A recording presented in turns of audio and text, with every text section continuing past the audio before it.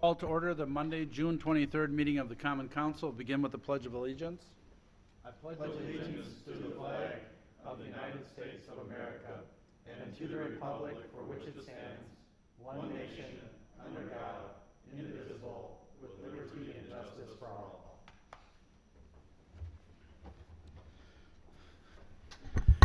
Next, we'll have the roll call. Ms. Schofield, please. Alderperson Diaz. Here. Alderperson Linder. Here. Alderperson McGilvery. Here. Alderperson Reiki. Here. Alderperson Steiner. Here. Alderperson Touche. Present. And Alderperson Yurs. Here. And Alderperson Doyle is absent and excused this evening. Okay. We're expecting her. We're expecting her? Yeah. Okay. We do have a quorum, so we will proceed with the meeting. Thank you for that. Next, we have public comment. Is there anyone from the public that wishes to speak this evening? Is there anyone from the public that wishes to speak this evening? Anyone from the public that wishes to speak? Seeing none, we will move on then. Next, we have approval of minutes from the June 9th meeting of the Common Council. The minutes have been included with your packet. What's your pleasure? Move approval. We have a motion by Ms. Reiki. Is there a second? Second. Second by Mr. Yurs. Were there any additions or corrections to the minutes of the previous meeting? Seeing none, all those in favor signify by saying aye. Aye. Opposed, no. And that motion carries. First order under mayor's business this evening, we have invited and they have accepted. We have Diane Morgenthaler and Jamie Patrick here to do a presentation on the Greater Madison Convention and Visitors Bureau and the Madison Area Sports Commission. So with that, we will turn it over to you. And thanks for being here. Well, thank you very much for allowing us to be here this evening and share some results with you. Diane, And thank you. can you maybe pull that mic down a little bit? We want to make sure that the people at home can hear. Okay, is that better? That's better. Okay, so thank you again for allowing us to be here this evening and share our results. And also, I want to thank you for Verona's continued support of our work. It's really important work, and we really appreciate all the support that you've provided us over the years. We're going to report this evening on full year 2013 and through first quarter 2014 results. And I'm going to start with just a reminder that our focus, both the Sports Commission and the GMCVB, is to drive economic impact through tourism. And we do that by bringing new conventions here, by bringing sporting events here, and by assisting visitors who are here attending different varieties of activities. So as we look at, let's move into the GMCVB results first, and then I'll turn it over to Jamie to talk about the Sports Commission. In 2013, we confirmed 87 conventions and events through the Convention and Visitors Bureau to come in future years. And those events that we sold in 2013 are expected to bring $30.2 million into our community in direct spending impact. So that direct spending is the spending spent on the ground for that event. It doesn't have a multiplier in it to talk about the trickle-down effect of that income throughout the community. So there's no multiplier. It is strictly the direct spending impact. Year to date, we've booked 38 pieces of business. We're really pleased about that. Those particular pieces of business represent another $7.3 million in expected direct spending impact. And I said I was only going to report on the first quarter, but we had some recent wins that I think are really exciting ones for our community. We have Wizard World, which is going to bring the Wizard World Con into Alliant Energy Center next year. That's a really significant gaming event that we have been longing to have here, and we're very excited that they're going to come to our area. We've also confirmed Dane County, Wisconsin Farm Technology Days next summer. That is a huge event with about 50,000 in attendance. So it's a really impactful, very high-profile event for us to win for Dane County. And with the addition of the pavilions coming on board at Alliant Energy Center, we've had a resurgence in some agriculture business. One of those pieces of business is the American Hereford Association, which will be coming here. So we're really excited to see these new things come to town and to take advantage of the new assets that we have available at Alliant Energy Center. Thinking of some of the things that we've been working on, I want to highlight a few things that have been occurring in our world. Our sales team has been working through going to trade shows and also to the District of Columbia and other cities to meet up with different meeting planners and encourage them to bring their meetings to our area. We're conducting an agricultural roundtable to increase the ag market share for our community, and that's very well-attended event. Those roundtables bring together experts in the field. We allow them to network with each other, and by doing so, we find out a lot about the connections that they have that might help us bring business to Dane County. We've done a lot of work to amp up for the pavilions at Alliant Energy Center. We've attended some agriculture shows and equine shows. We've put our sales team through some training with our equine partners to be sure that we are properly presenting those buildings to our meeting planners. And the other thing that we actively pursue are what we call bring your meeting home conversations. And these are for any of you who are involved with associations or groups and would like to see your meeting occur in our area. We like to work with you and partner with you to help make that happen. A couple of other key highlights, and then I'll turn it over to Jamie in just a moment. We have been working very diligently on generating publicity for Dane County and for the greater Madison region. In 2013, we earned, just for the destination, just shy of $1 million in earned media. So that's the equivalent of $1 million worth of advertising that we didn't have to pay for. So we're really pleased with that. We're on track this year already to hit that number again. We've had a lot of great coverage in Midwest Living Magazine, on their website. We've been in the New York Times, we've been in USA Today, so we continue to get national press that helps to promote this area. In looking sort of at the state of the industry, I want you all to just know some of the things in the conversations that we're engaged in on a regular basis. We serve on the Governor's Conference, Governor's Council on Tourism. Our president chairs the Department of Tourism's Meetings and Conventions Committee. Jamie leads the Department of Tourism's Sports Marketing and the Wisconsin Association of CVB Sports Marketing Committees. So we're very actively engaged in what our state is doing to present our area to others. And we've also been involved in a lot of new product development conversations that are going on in the community, and I won't go through the list of those. They're in your packet, but it's been a busy year. One of the other things I just wanted to touch on is our industry performance. Hotel occupancy is one of the metrics that we look at to see how healthy our hotel industry is. For this year to date, and I have updates through May, overall occupancy is about 59%, and that is down just slightly year to date from 2013. We did have a new hotel come into the market late last year, the Hampton Inn downtown in Madison, and we believe that some of this softness is related to that new hotel coming on board. Our downtown occupancy is doing really well, and the average daily rate for a hotel room is up from last year. So that's a healthy position for our hoteliers to be in. So I'm going to turn it over to Jamie, who's going to bring you up to date on the Sports Commission. Thank you. Thank you. I'm Jamie Patrick. I'm the Director of Sports Sales and Program Development for the Madison Area Sports Commission. I'll do the similar year in review and also look through Q1 of this year. If you notice on some of the bar graphs, that's really through Q1 at this point.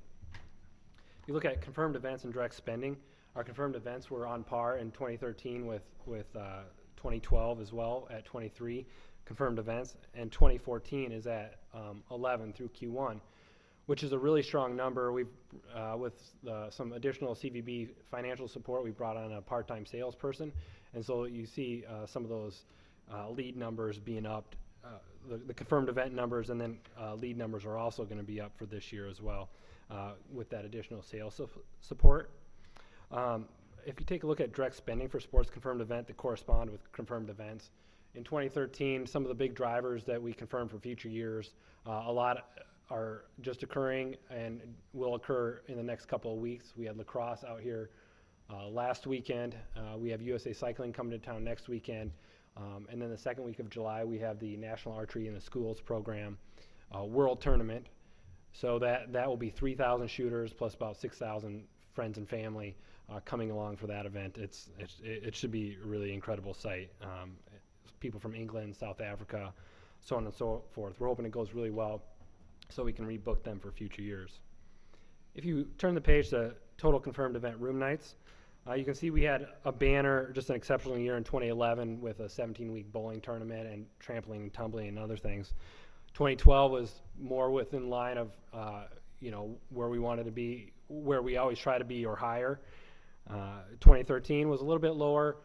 We were one contract that we thought we were going to have signed that would have kind of put us at about the same position as 2012. And then 2014, after Q2 is done, we'll catch up basically onto our pace reports. I know Brandon, who works with me in sales, he just won the U.S. Speed Skating Championships for Eagles Nest here this year, and he's working on some bids for Stample as well. And then we also were just told that we're going to be bringing U.S. lacrosse back for next year. So we're working hard, and those numbers will go up as we move forward. If you turn to the sports marketing and PR highlights, I'll let you look at these at your leisure, but I just want to point out a couple of things. We have a couple tactics that we use with marketing. We want to build our brand awareness not only locally, but also with events rights holders and things that groups that we're working on selling through, so we have some strategies built in for that. And then also once we land an event, we help market those events and welcome them so that they have a good experience here to help drive spectators and participant attendance to those events so that they can be as good as they can be when we get them. We have launched the Morning Sports Report, which I would invite anybody to attend. It's a quarterly networking breakfast that we do in conjunction with ESPN. We have a networking session and then usually a panel on a sports topic. Our last one was June 17th. Our next one will be in September. So feel free to check out our website for that or contact me if you're interested in coming. And Diane touched on some Sports Wisconsin work that we're doing. We are starting to do more sales missions with Sports Wisconsin, so we'll do one into Chicago in conjunction with SportsLinks, a trade show that we attend, and then also we'll look at Indianapolis next year, where there's a cluster of a lot of governing bodies and rights holders that we will look to extend and build on some relationships for to get sporting events. And then PR kind of follows suit to support the events and to outreach as well on making sure that the events get coverage when they're here. And then lastly, I just kind of want to leave you with just a note about product development. We know that the venues that we have sort of drive what we can bring to the area. You know, our board, which Max sits on, product development comes up at about every board meeting, and so we're really focused on this. We've created a subcommittee of the board, the Sports Product Venue Development Committee, that can help us advocate for venues. We have a lot of data at our disposal. We network with a lot of rights holders. And so, you know, if you guys are thinking about building a new venue or, you know, thinking, you know, maybe something's right for us, we want to be able to help in that so that, you know, not only does it meet community needs, but, you know, if we add, you know, go from 10 to 12 lane, we can also host X, Y, and Z. And so we want to just get out in front of different communities and your different committees that maybe are responsible for that kind of action and just present how we can help on that. And then we just want to know what's on your horizon. What are you guys thinking about here locally so that we can help be a part of and help lend the best research and knowledge that we have to make it the best decision possible. So that's what I had. Thank you. We're happy to take any questions if there's any questions. Are there any questions this evening for either Diane or for Jamie? Mac? Not really a question, but maybe just you can highlight a little bit that really it's not just looking at working with the city, it's also any groups that you all may be affiliated with or people you know who are trying to either build a facility for sports or some other kind of a venue. You all know people, and that's really how to get things done is through the networking part of it.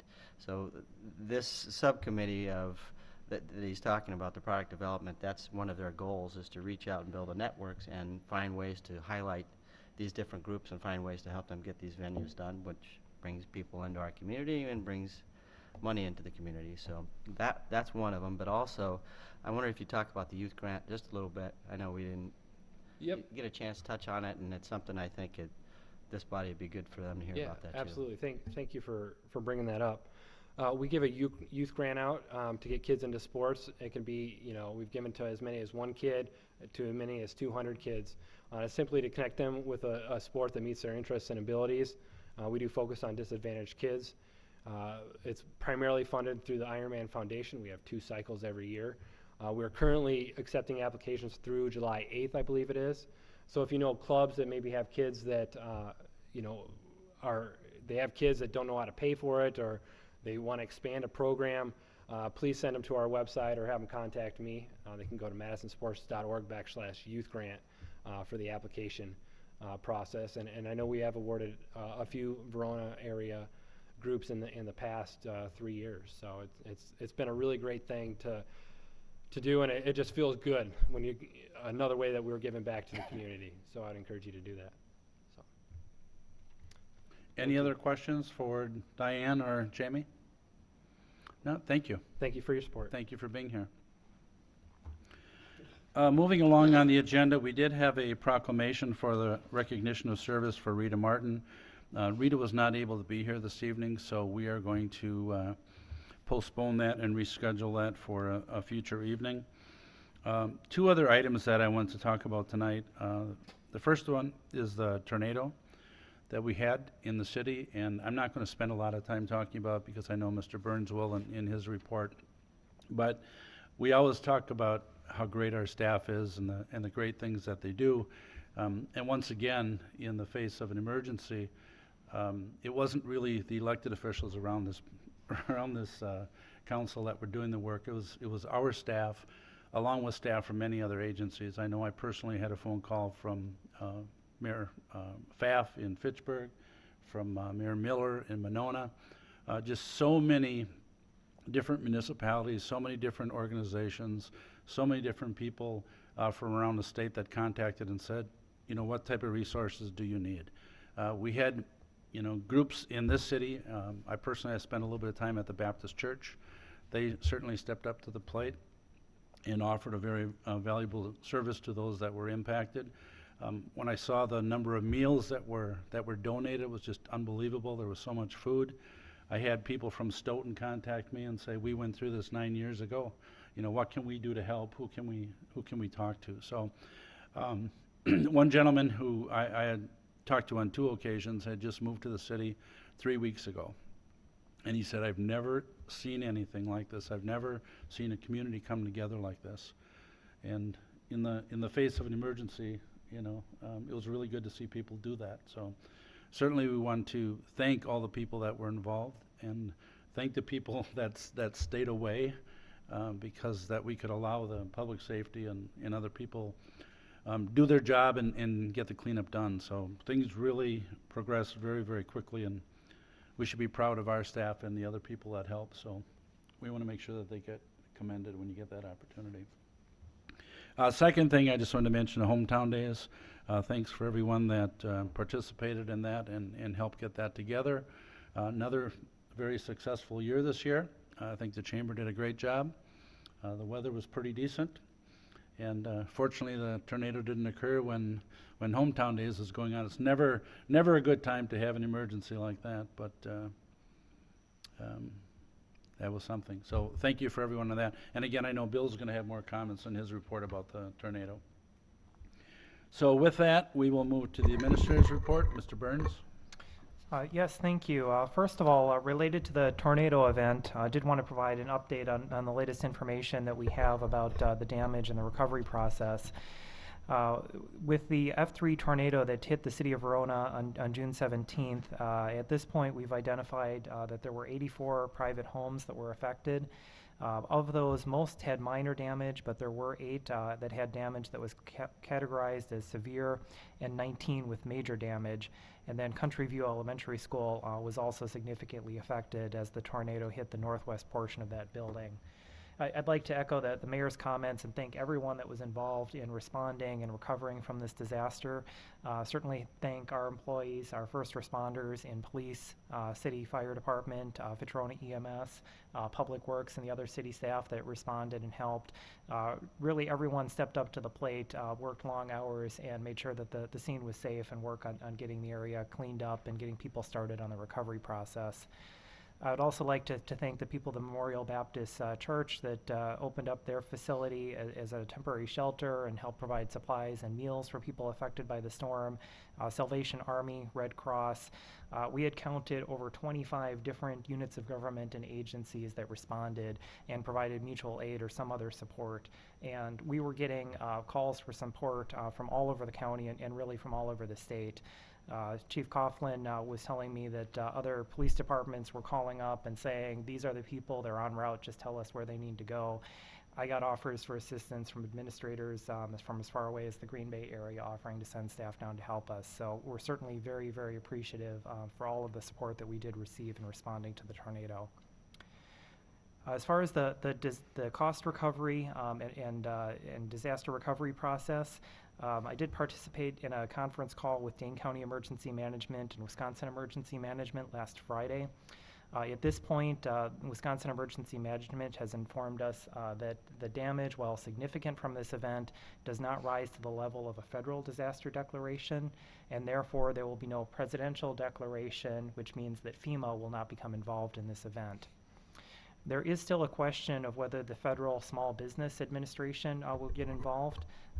My conversation last Friday is that we're kind of right on the borderline of whether or not Dane County is going to qualify for SBA assistance.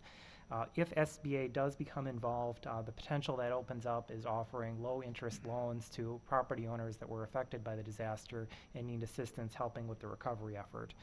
At this point, from the conversations that we've had, it appears that most, if not all, of the homeowners affected did have some level of insurance on their homes, but we are continuing to work with Dane County to see if we can qualify for this and if that would give another option and tool available to people. For the state of Wisconsin, Governor Walker has issued a emergency declaration related to this event, and there will be funding available through the Wisconsin Disaster Fund, which is a fund that was set up following the Stoughton area tornado, and it's intended to provide assistance to local governments when assistance is not available through the federal government through FEMA. The Wisconsin Disaster Fund provides for up to 70% cost reimbursement for qualifying municipalities in the categories of debris removal, emergency protective measures, and damage to roads and bridges. At this point, we do have costs that we are tracking for debris removal and emergency protection. It appears that we will meet the threshold to qualify for that program, and we're in the process of applying for that along with Dane County Emergency Management, and then we would also be following up directly with the state within the next roughly 60 days that process takes. Finally, I did have some questions or some questions that were forwarded to staff about the warning sirens related to the event. From my conversations with Dane County Emergency Management, all of the warning sirens in the city of Verona did sound and did function properly. They did comment that the warning sirens are intended to be an outdoor warning siren system intended for people to hear when they're out of doors, and in certain areas, especially depending on wind and topography, they may be louder or quieter in different areas of the city. We are following up with Dane County Emergency Management on the timing of when those signals sounded, and we've asked some questions about that, and we'll be following up with them to get that information and see if there's anything that can be done to improve the timing of when the signals sound. And also, many people with this event did receive notice through a text alerting system that Dane County has implemented. I think certainly that is a valuable addition to the warning siren system. And also, even prior to this storm event, city staff have been in conversation with Dane County Emergency Management about an upgrade program to the sirens, looking at how we can better position those sirens within the city, and Dane County is looking at making some upgrades to improve the coverage area from those. So again, we will follow up with that and be providing additional information as we go forward. Just a couple other updates not related to the storm event.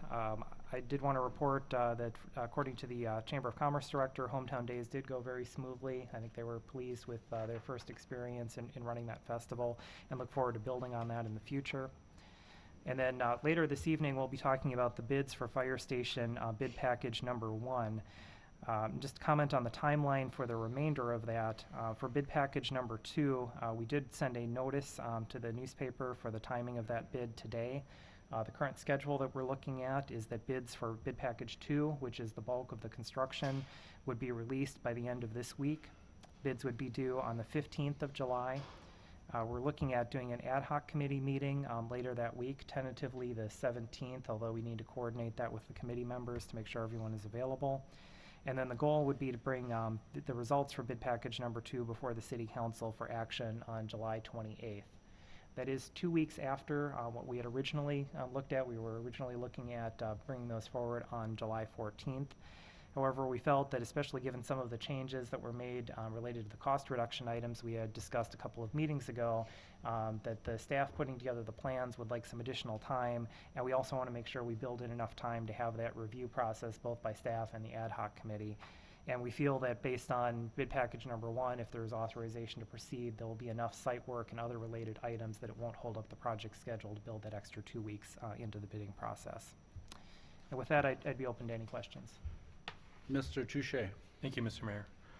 You had mentioned the text alerting system that emergency manager runs. I've had a number of constituents tell me that they did not get the alert on their phone. And do you know of a process how they could enable that for their phones? Mr. Burns.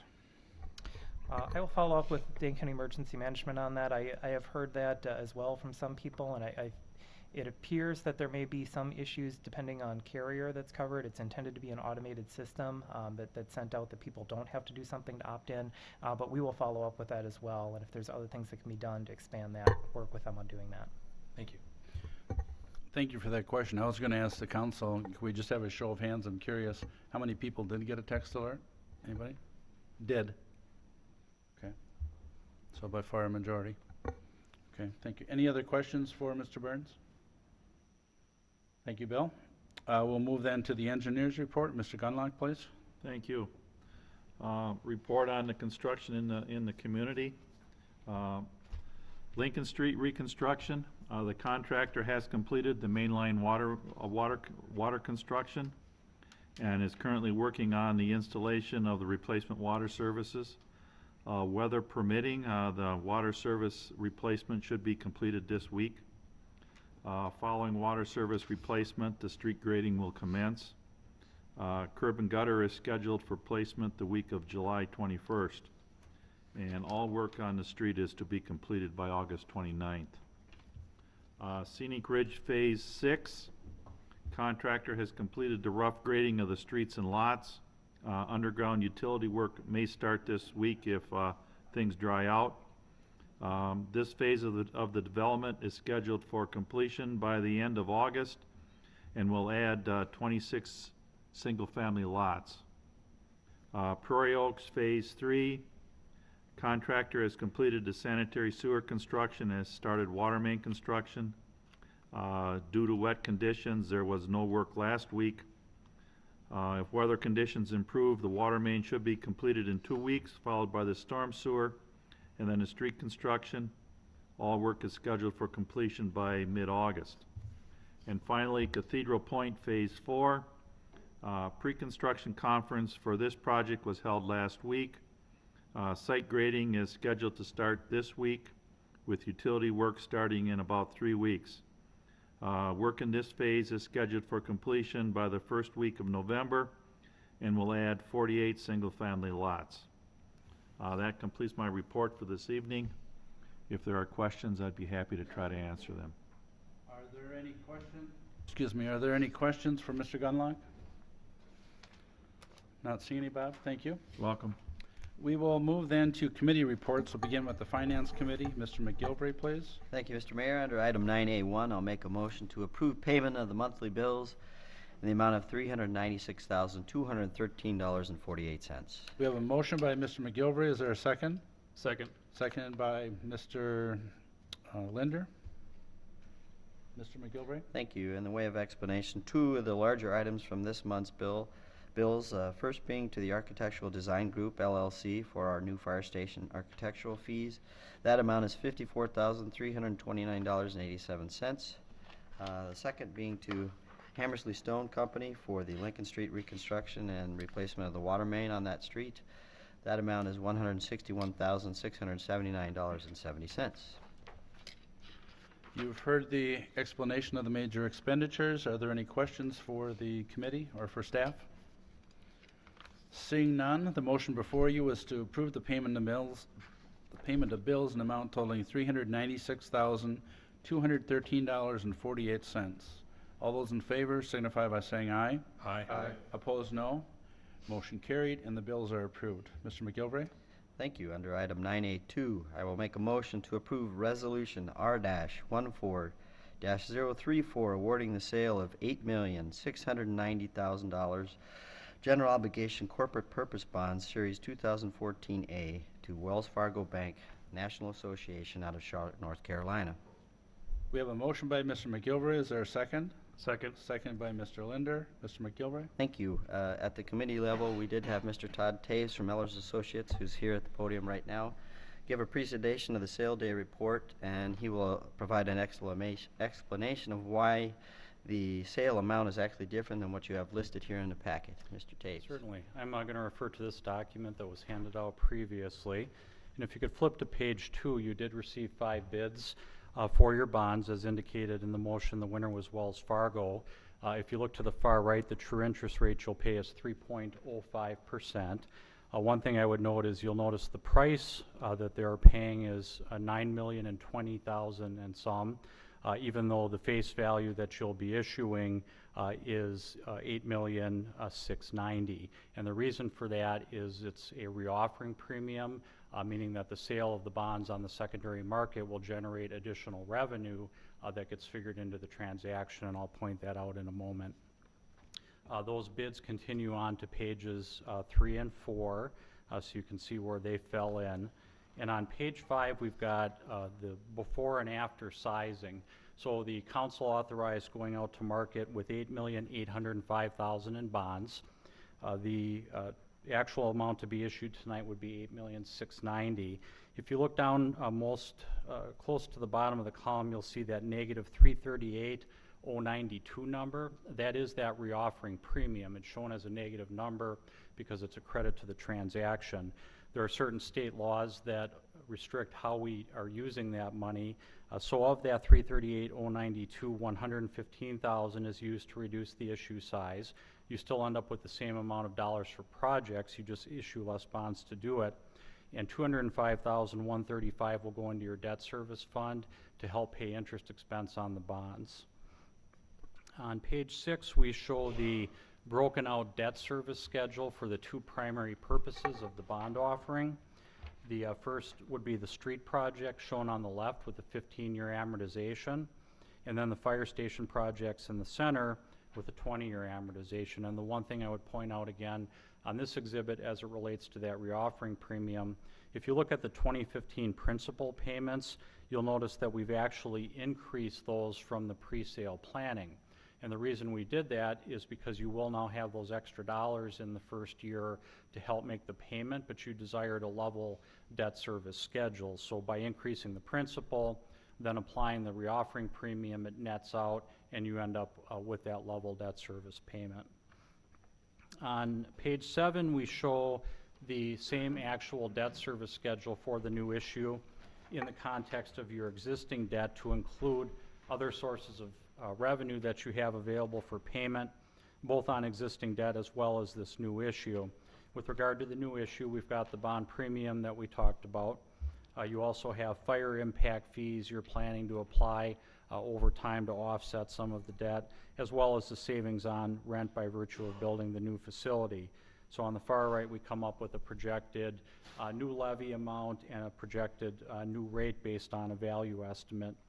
On the very bottom, near the right-hand lower corner, you'll see the negative number 66,316, and that's just a comparison between the pre-sale estimate and the actual results today. So in other words, we did somewhat better in the market today than we thought we might. Also included for your reference is a copy of the Moody's report.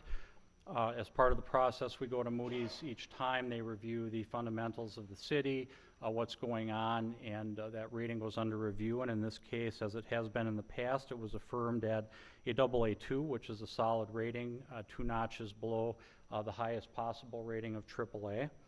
And the very last page of the report provided for reference is just an updated graph of where the market has been over the course of the past 12 months. This tracks what the interest rate is on a bond that matures in 20 years, and you can see where we've been over the past 12 months. Last fall, we were at the 12-month high. We've seen rates kind of ebb and flow, but generally on a downward trend since that time, so this was a good time for the city to go ahead and proceed with the sale, and you're obtaining this capital really not too far off the historically low interest rates that we've continued to enjoy now for several years running. So with that, you have the resolution that was moved that has the effect of awarding the sale and the bonds, and I'd be happy to answer any questions you might have about today's sale. Are there any questions for Mr. Taves? Any questions at all? Todd, you must have covered it very well. Thank you. If there are no any questions, do we have, Mr. Burns, do you have anything to add or not? Okay, do we have any motions before us? I did move. Oh, that's right, you did make a motion, I'm sorry. The motion has been made and seconded. If there are no questions, this does require a roll call vote, and we will have Ms. Schofield read the roll, please. Schofield? Alderperson Touche. Aye. Alderperson Yurs. Aye. Alderperson Diaz. Aye. Alderperson Linder. Aye. Alderperson McGilvery. Aye. Alderperson Reekie. Aye. And Alderperson Steiner. Aye. We have, the roll call vote is unanimous. Is there anything else from the Finance Committee? No, sir, thank you. Thank you, Mr. McGilvery. Without objection at this time, I would like to move the 3 items under new business, under agenda item number 11, ahead of old business. Is there any objection for us to do that? Seeing none, we will move into new business then.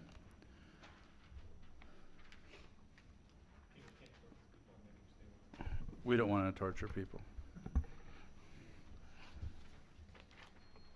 So Mr. Burns is handing out some items, and then we'll move into agenda item 11.1.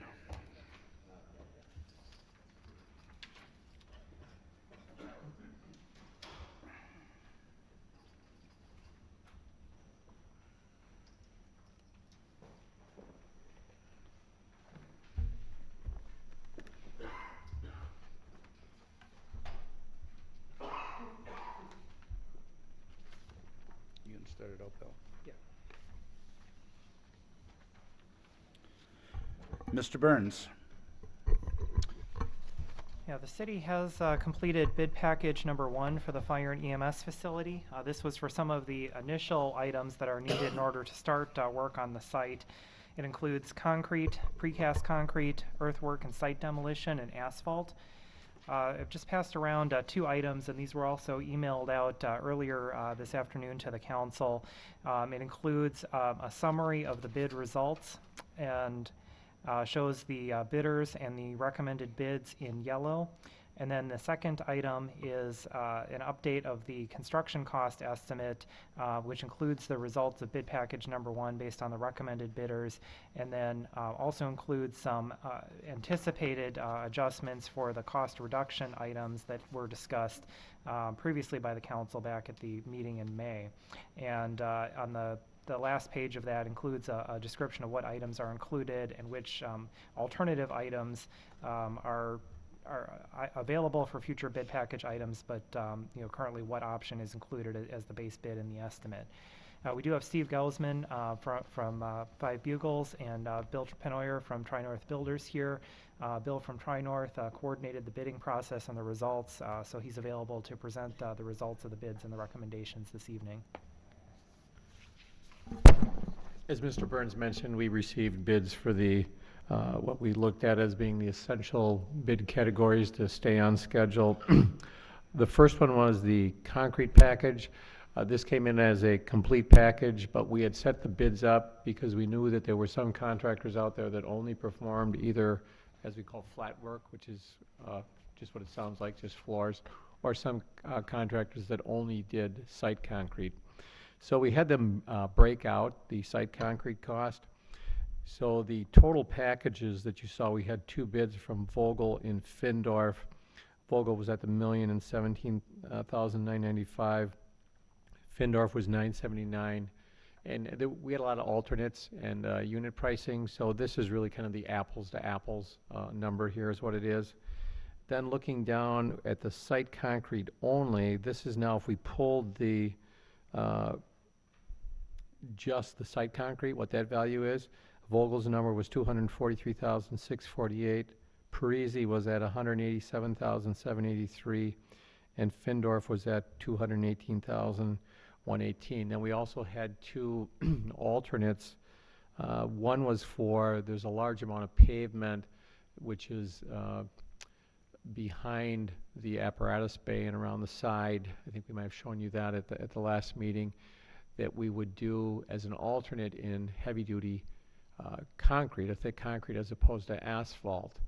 There's obviously a lot of advantages of concrete over asphalt, so the question is going to be, is it worth the extra dollars?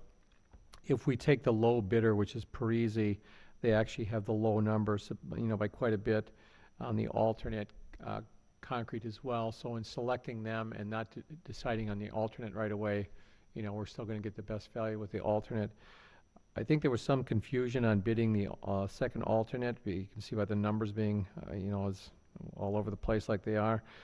So what we also did, in case there was this kind of confusion, or if we wanted to change the scope of work, we asked for unit pricing. So what this allows us to do with Parisi, who actually has the low unit costs on the colored concrete, there was, Steve, maybe 4 or 5 different areas that were in as alternate colored concrete. And what we could do with the unit prices, if we decided, well, when we get bid package number 2 bids back in and we see where the overall budget is, there may only be enough money maybe to do colored concrete at the entry sidewalks. So that gives us the opportunity with fixed locked-in numbers to decide on a quantity later on. And Parisi still had the low cost on the unit prices, so again, selecting them, if any alternate work is selected down the road, we're still getting the best value on the alternates. So that's our recommendation on the site concrete, is to go with Parisi. On the building concrete, that's everything essentially without the site concrete. When we get it apples to apples, Vogel was at 774,347, and Findorf was at 760,882. So our recommendation there would be to go with Findorf. And I've spoken with all these bidders. We've gone through the alternates. We've compared notes. So, we're pretty confident that these are the right numbers. They agree that this is where their number would be, with the breakouts and the alternates. So that's that on the concrete. Then on the precast concrete, we received 2 bids.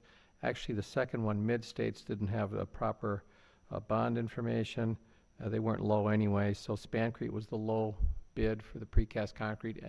We don't need this right away, but the reason we included this is there's a long lead time for precast concrete. So our recommendation there would be to award the project to Spancrete. Then we looked at earthwork and site demolition. South Central was substantially low on their number, and that was closer to where we thought the budget would be. So we would recommend South Central for that work. All their bid documents were in order. And then the last one, asphalt. We don't really need this work right away. I mean, it would have to be done by the fall. And the reason I didn't highlight anything there is my recommendation, and Steve and I and Bill and I have talked about this, would actually be to wait and see where Bid Pack 2 numbers come in and see where our overall budget is. We really have 60 days to award contracts. Because the alternates could possibly affect who would be selected there, so we could wait, see where the budget is at, and then decide if we want to do that concrete that I talked about before in the back of the apparatus bay or do it in asphalt. So that, again, that's the recommendation, would be hold on the asphalt until we have all the budget numbers in from Bid Pack 2. Mr. Burns? Mr. Penoyer, can you also comment on Tri-County, since they have a lower amount, but I believe they didn't meet all the Yeah, they did not qualifications? have the proper bid documents. Mr. Touche? Thank you, Mr. Mayor. Why does, on the earthwork and site demolition, why is there such a discrepancy between Hammersley and South Central? Yeah, I'm not really sure. I went through all the scope items with both of them. Actually, both of them had a lot of questions during the bid process. I'm, confident that South Central has everything included. Again, they bid per the documents and included a bid bond, so they're pretty much, will be by law required to fulfill the scope of work as documented, and I went through it all with them, and even mentioned them today that we were gonna, recommend them, and they were fine with that. And this is much closer to our budget, so I'm not surprised at that. A lot of times when you see a big fluctuation in numbers, it can be workload. Another thing with earthwork is, if companies have dump sites close by, it makes a huge difference. So when bringing in things like fill and engineered fill. So earthwork is one of those categories that we'll see a wide range of numbers. So it's not that concerning. Thank you. Further questions? Any additional comments? Yeah, Go ahead. actually, I'd like to go into the second document because before we would recommend proceeding, when we brought the budget at the last, in the May meeting, was to look and see how we're doing overall budget-wise, in case if we're way over budget, then it would require redesign and you didn't want to start the project. So what we did is we updated the budget, that's these other, the budget here. At the same time we got bid pack number 1 documents, 5 Bugles also gave us what was considered a 90% construction documents. We used those documents to work on our own estimate and go out to select subcontractors for help in putting together the budgets. So what this budget here does is it reflects the 90% documents that were updated, as well as where the actual bid pack 1 numbers came in. So just kind of jumping to the bottom where the total project budget, the budget we projected back in May was $9,631,408 for construction costs. That did not include all the soft costs as Bill presented at that meeting. The budget now stands with the updated construction documents as well as bid package 1 at $9,181,335. That's $450,072 less than the last budget. And now what I want to do is just kind of, I put some other notes here we had 2 items, if you recall, or 2 groups at the May meeting. One was cost reduction suggestions, and the other one was alternates that we could put in both bid packs so that we could have that option, whether we do the work or not, because it didn't affect a lot of redesign. So this budget, just want to make clear, some of the cost reduction suggestions we had were light gauge framing for the hip roof. So that now is understood. Our steel number, if you looked at where the comparison is, came down substantially. And because of that, the hybrid geothermal system was just better understood. There was modifications to the exterior masonry materials. There was areas back of roof lines that were even out of sight that had masonry. We looked at some other options like metal panels and some less expensive materials. Part of the site package included balancing the site, filling and cutting. The bioretention basin was modified. We did use an alternate floor drain in the budget, and then we had talked about using cedar versus masonry for the dumpster enclosure and an alternate material for the generator enclosure. So these are all part of the $9,181,335. Some other work alternate work clarifications. I should have noted here too, this is still the 6 bay, so we're not, cutting down the size of the building here. The apparatus doors are still the bifold, the preferred doors by the chiefs. We still have standing seam metal roof included. That's an alternate that we can look at some other options where there's a savings. It includes the fire pole. We talked about that, so if the fire pole comes out, there'd be a savings there. And we also talked about possibly removing the rolling door to the museum. That is still in the budget. Some of the work that's not in the budget, I mentioned before that the concrete in lieu of the asphalt, that is not included. So if we go to the concrete in lieu of asphalt, that'll be an additional cost. The colored concrete that we talked about before, that would also be an additional cost. And then lastly, we had an alternate should the geothermal system be horizontal as opposed to vertical, and a lot of that depended on the theater, what happened with the theater, and then there was also some other options for locations that may possibly go on the neighboring property that Mr. Burns had mentioned would need some other approvals on. So that's something that's still kind of out there depending on some other future developments and approvals on the site.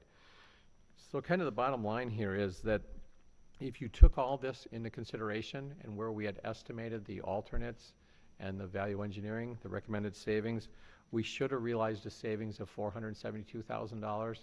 The number is actually $450,000, but it's actually a little closer than that because if you went up in the budget, I added $10,000 as a upgrade to the, or $20,000 actually in two different categories, $10,000 each, to the finishes because the finishes were not selected in part of this updated budget. So that gave us a little more room if, through some of the finishing meetings, talked about maybe upgrading some finishes that would be more durable and less maintenance over time. So really, apples to apples was within about $2,000 of where we anticipated the numbers would come in. Mr. Burns? Yeah, and just to remind everyone, we've looked at approximately $1.2 million in other costs outside of just pure construction. That's the soft cost for professional services, for architect, construction manager, as well as furnitures, fixtures, equipment, and some other site improvements. So adding approximately $1.2 million to the construction cost, we're at an estimated construction cost of approximately $10.4 million at this point. And that is very similar to what we had looked at a couple of meetings ago, where we had identified close to $800,000, $900,000 of potential reductions. However, with leaving the additional 6th fire apparatus bay in there, that brought the cost estimate down from $10.8 million to approximately $10.4 million is where the estimate stands right now. Are there any questions or comments? Mr. McGilvray? Thank you, Mr. Mayor. So, Bill, under the drywall, I just note that that's a $40,000 increase. Is that relative to the bidding that you were, not bidding, but the work you were doing with your budgeting and your subcontractors? They're noting that much of an increase? No, what that was is the clarification on that steel framing for the hip roof. Yep. That actually was to be a cold form steel framing, and that's done by a drywall contractor. Okay. So what was going to That's be done the by the 40. steel guy for $200,000 is now being done by the drywall contractor for about $40,000. Okay. And then you're talking about your finishes, so I see $10,000 increases on the resilient carpet, the painting, and I think you've got $30,000 in the specialties, so where, That was the fire pole, and that basically was just shifted from, Okay. to make that clear. It was in another area before, and I just put that there so it was clear all right. as a So single item. the finishes then would be under your painting and your carpeting? Right. Okay, thank you. Yeah, I just stuck them there, just, again, if there was some upgrades there, we wouldn't have to come back and say, well, they're over now, because the discussions have been for some upgrades on the finishes. Appreciate that. Mr. Linder? I know we're not voting tonight, but about the asphalt or the concrete, but could you give us your opinion on the two options for us? Chime in too, Steve? I'm going to second whatever he says. If you can afford it, Steve, can you use that mic? sure.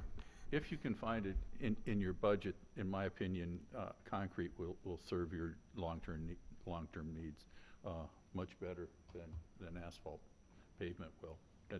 There is a significant cost difference. We do have concrete aprons going both ingress and egress. However, if you're around fire departments, they do a fair amount of staging, both in the rear of the building and the front of the building, where apparatus will be parked. So again, it'll really come back down to a budget item. Mr. Linder? How long would the asphalt last before it need to be redone? Well, the asphalt is gonna last a long time, but there's gonna be regular maintenance with asphalt that there's not with concrete. With asphalt, the key thing is that there's a proper base and all the quality control, like the proof rolling and everything you do to put the asphalt in is done correctly. That's usually where you have failures, not in the asphalt itself, but the process and the stone base, is not prepared properly and at a proper thickness. So if that's all done, I mean, it's gonna last a while, but it's certainly gonna crack more and need more maintenance than concrete. I've seen studies that show the average, the life cycle cost of asphalt versus concrete, and usually the concrete is pretty favorable, that over a short period of time, you're money ahead doing the concrete. But it is obviously more expensive to start with. And I think we've talked about it with the chief too, as far as, the type of activities and the use of the trucks out there, that certainly concrete is a better material, but not that asphalt wouldn't serve the purpose. It just would require maintenance over years. Okay. All right, thank you. Ms. Reiki? I was just thinking too that as far as a safety aspect goes, if you can use colored concrete to designate the parking spaces for the public versus emergency personnel, I think that would be a good use of dollars just for public safety. And, you know, that's again why we did the unit costing, because we can look at those kind of options and not have to negotiate, you know, after contracts are let. Mr. McGilvray? Again, just so to be clear for the public who may be listening and doesn't have the benefit of the document in front of them, so the upgrade to the concrete through Parisi as a sub would be $132,000 to go from asphalt, but you have a deduct down here. No deduct for Parisi on that one, I'm assuming. But it'd be $132,000. I'm assuming though there's a deduct somewhere in there. Yeah, there is. Depending, again, that's why I mentioned the asphalt contractor would, the selection would be based on the alternate, because as you can see from South Central and Wolf, there's such a substantial difference. So you're gonna realize one of the two. Sure. Depending on what you do. So, you know, first of all, if you take the low bid, the 159, and you had a $35,000 deduct, that would leave a difference of, you know, around 100,000. I would just mention one other thing. If you see South Central did not give us an alternate for the concrete in lieu of the asphalt. They did give us a unit cost for that, and that still would be close to $15,000, because right now the stone base is in the asphalt contract. We always want them to do that if they're doing it, whereas the stone base for the concrete is in the earthwork. So the earthwork guy would have additional costs with that alternate for that stone base. So you really have to add another about 15,000 of that. So the net add for concrete is probably about $112,000. Okay. So to be clear, the 120 does everything in concrete that we had spoke about to begin with. That's and correct. we still have the aprons even if we did the asphalt, but this would be everything else. Yeah, this is just one area, really the back of the apparatus bay and kind of coming around the east side. Okay, thank you. Are there any other questions? Mr. Steiner? Thanks, Mayor. May I have the fire chief, may I have him speak? Sure. Chief, have you reviewed this? Yes, I have. And you're up to date with everything? Yep. How do you feel? Feel pretty good. No, I agree. I would agree that the concrete's a better way to go if we can afford it. If we can't afford it, we can live with the asphalt. And all the other discussions that were just said in the last 15 minutes, do you have any gut feelings on any of these? I think they all make sense and it's good information. It's the way we should probably proceed. I don't have a problem with anything that's been said here tonight. Are they including you in their discussions? Absolutely. Yep. And you feel comfortable? Very much so. Thank you. Are there any other questions? If there are no questions, we would proceed with a motion. Are there any motions at this point? The recommended action that we would have this evening would be on the 4 highlighted contractors in each one of those areas. Mr. Mayor, Go ahead, Mr. Yers. are you looking for 4 separate motions, or can we do them all in one motion? Can all be in one motion, correct? I don't see why it can't be. It could all be in one motion. All right, then I'll make a motion to award the bids to Parisi at the amount of $187,783, Findorf for $760,882, Spancrete for $135,317, and South Central for $301,180. We have a motion by Mr. Yers. Is there a second? Second. Second by Mr. McGilvray. Are there any questions on the motion? Are there any further questions on the motion? Seeing none, all those in favor of the motion signify by saying aye. Aye. Opposed, no. And that motion carries. Thank you very much.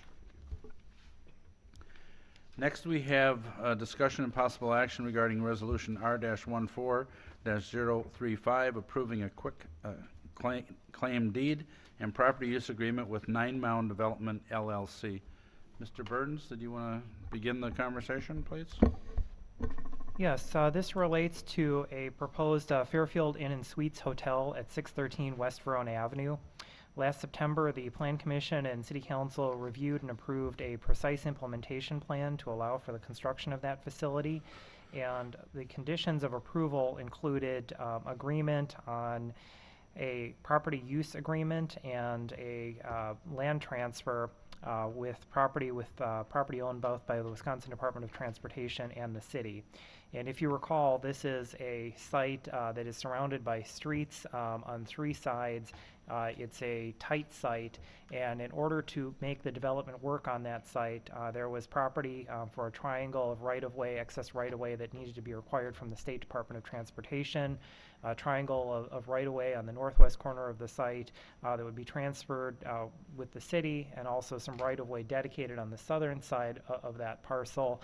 And then located along that southern side of the parcel, we had looked at including a parking area with some angled parking stalls off of Half Mile Road, and the developer would be required to enter into an agreement with the city for the maintenance of that.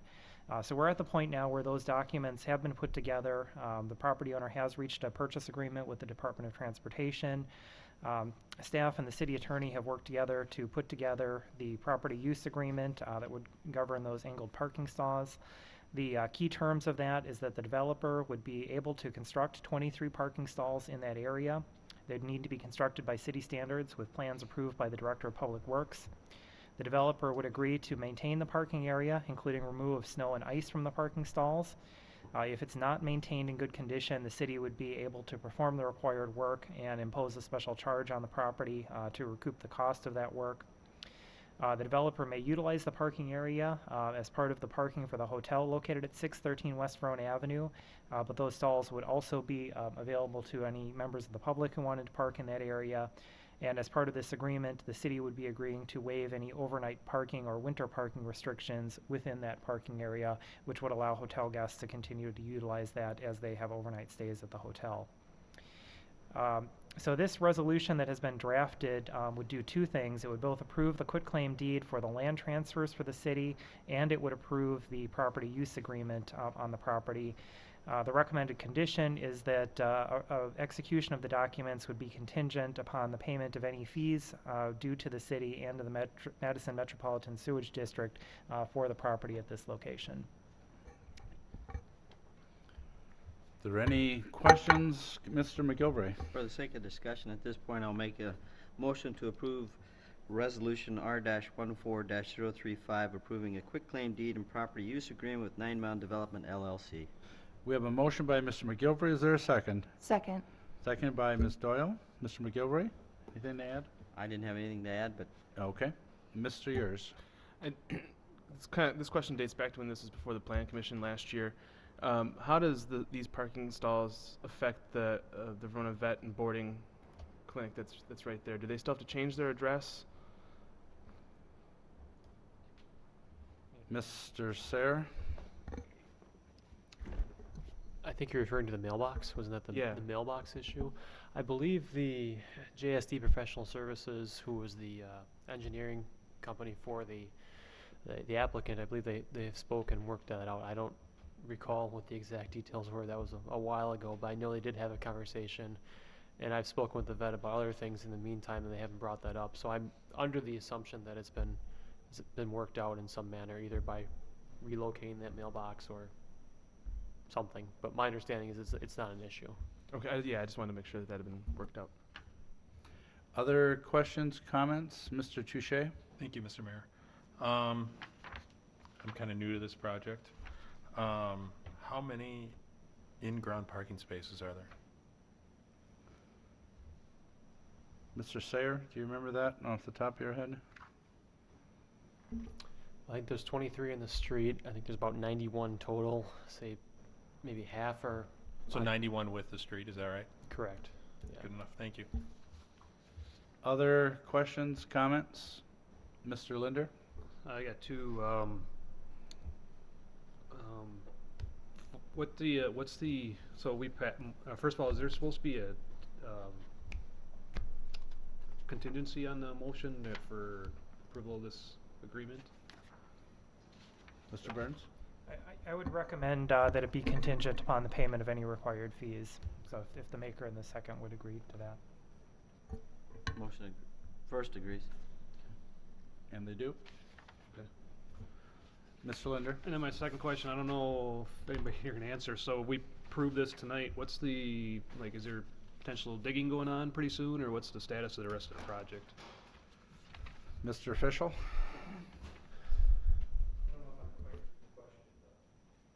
I'm just looking like this gets approved, what's the status of the project and how soon? update? Yeah, yep. This is one of the last challenges we've had to deal with, was this and the land purchase with the state. We finally got that taken care of. All that has been contingent on the banks being able to close on the financing. That we had to have all this in place and so they can do a title search on the property. After this is done tonight, we hope to get started mid-July.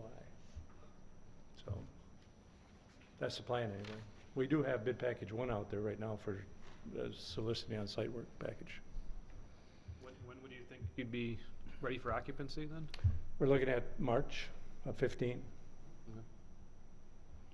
Thank you. Further questions for Mr. Official, as long as he's up here? Seeing none, thank you, Lee. Thank you. Mr. Burns? Yeah, I just want to report on the question about the parking. There's a total of 99 parking stalls for the project, which includes 39 service parking stalls, 37 underground stalls, and the 23 street spaces that we're talking about. Thanks, Bill. Further questions? Otherwise, the motion before you is approval of resolution R-14-035, approving a quitclaim deed and property use agreement with Nine Mound Development LLC, contingent on payment of all the fees. All those in favor of the motion signify by saying aye. Aye. Opposed, no. And that motion carries. Next, we have approval of operator licenses. Ms. Schofield? We have operator licenses from Andy Bartles and Ryan Combs at Vincenzo BP and Amy Miller and Mitchell Shute at Wisconsin Brewing Company. You've heard the applicants. What's your desire? Move to approve. We have a motion by Mr. Touche. Is there a second? Second. Second by Mr. Years. All those in favor of the approval of operator licenses signify by saying aye. Aye. Opposed, no. And that motion carries. So that concludes new business. We are now ready for old business. Before us, we have 2 items to be considered under closed session this evening. We could do one motion as long as the person making the motion and second the motion. We should do 2 separate motions to move into closed session, and we need to read the verbiage that's on the agenda. Is there a motion to go into closed session? Mr. McGilvray?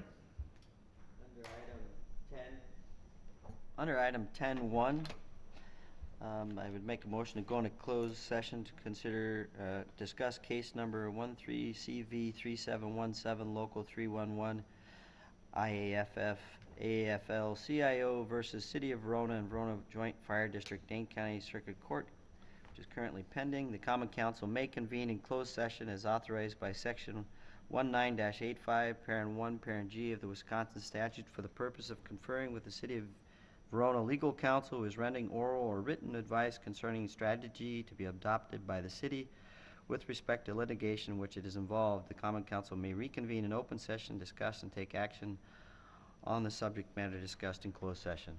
We have a motion by Mr. McGilvray. Is there a second? Second. Second by Mr. Linder, or Mr. Years? I knew that there were 2 of them, I wasn't sure. Second by Mr. Linder. Sorry, Years. I had it right the first time. Mr. Mayor. This requires a roll call vote. Mr. Just for the sake of clarity, were you asking also for the other to be separate? It needs to be a separate motion. But we can do it yes. at the same time. Yes. So we'll vote on this one first. It requires a roll call vote. I'll have Ms. Schofield read the roll, please. Alderperson Years. Aye. Alderperson Diaz. No. Alderperson Doyle. Aye. Alderperson Linder. Aye. Alderperson McGilvery? Aye. Alderperson Rieke? No. Alderperson Steiner? Aye. And Alderperson Touche? Aye. The motion to go into closed session passes on a 6-2 vote. We now would accept the motion to go into closed session for the second item. Is there a motion? Is there a motion on the second item? I'll do that one. We have a, Or are you gonna do it? Oh, go for it.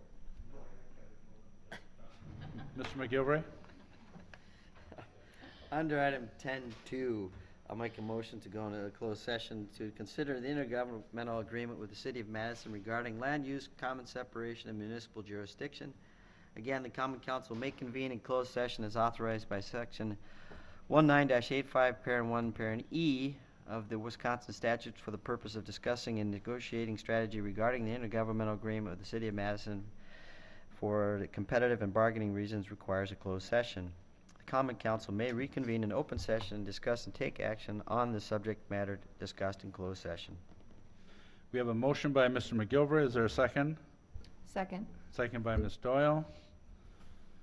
This also requires a roll call vote. Ms. Schofield, if you would, please. Alderperson Diaz? Aye. Alderperson Doyle? Aye. Alderperson Linder? Aye. Alderperson McGilvery? Aye. Alderperson Rieke? Aye. Alderperson Steiner? Aye. Alderperson Touche? Aye. And Alderperson Yurs? Aye. And that motion passes 8-0, so we are now in closed session.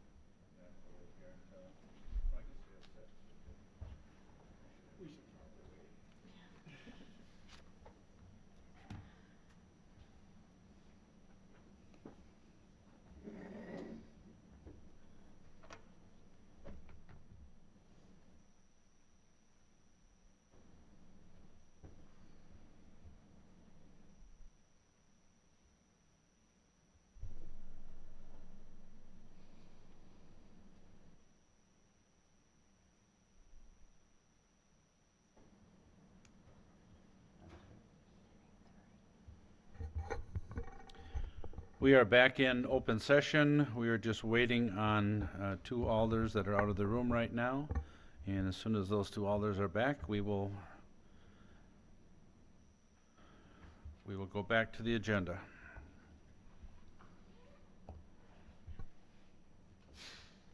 Bless you.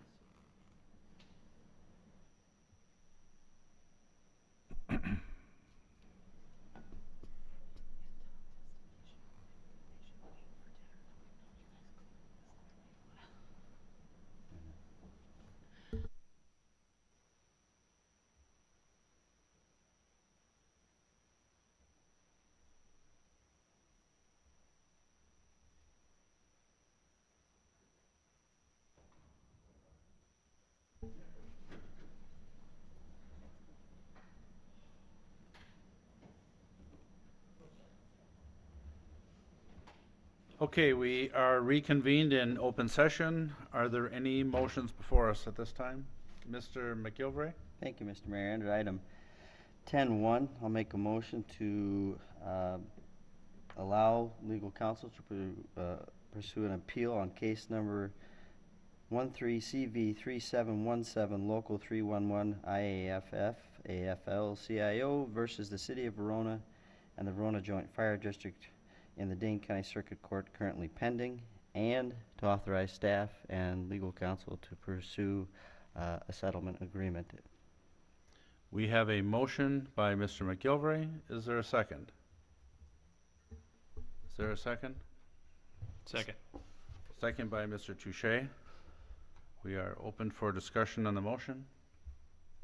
Could I ask for a roll call vote? We can have a roll call vote. Roll call vote has been requested. Mr. Diaz? Thank you, Mr. Mayor.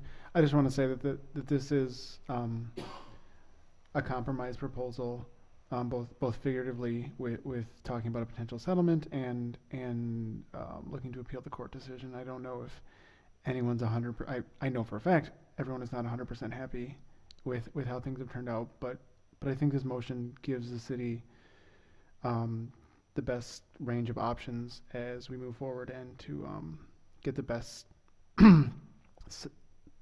pardon me, and to end up with the best end result for the citizens of Verona. Thank you, Mr. Diaz. Thank you, Mr. Diaz. Any additional comments, questions? If not, you've heard the motion.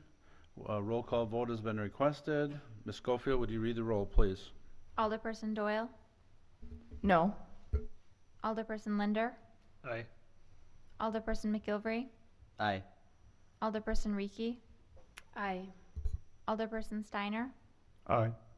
Alderperson Touche? Aye. Alderperson Yurs? Aye. And Alderperson Diaz? Aye. And the motion passes 7-1. That concludes the old business. We are now on agenda item number 12, which is announcements. Do we have any announcements this evening? Mr. Steiner. Music Man is still in town.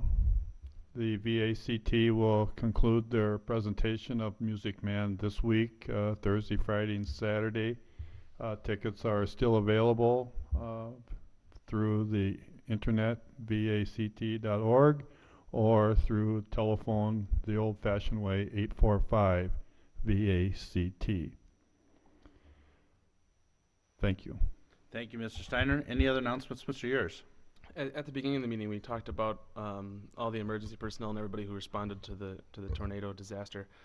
But I also just want to thank the citizen volunteers too, who all signed up through the Baptist Church and the volunteer lists. To my knowledge, there was only one job left on that list because there were so many volunteers willing to go out and help their neighbors. And as I was walking around, I saw a number of people who were out cleaning up brush and doing what they can to help out and make sure everyone was taken care of. So I just want to thank the residents of Verona for defining Hometown USA and what its values truly mean. Thank you. Other announcements? Ms. Doyle? Just to expand on Alder Yur's comments, I believe, I should have looked up the link beforehand, but I believe there's a link on, is it Country View's website that's raising funds for the rehab of the missing parts of the school now? It'd be through the PTO, so the efforts are not actually going through the school itself. Anything is organized through the PTO.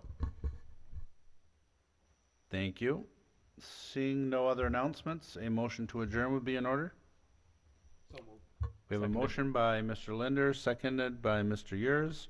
All in favor of adjournment signify by saying aye. Aye. Opposed, no. Motion carried, and we are adjourned. Thank you, everyone.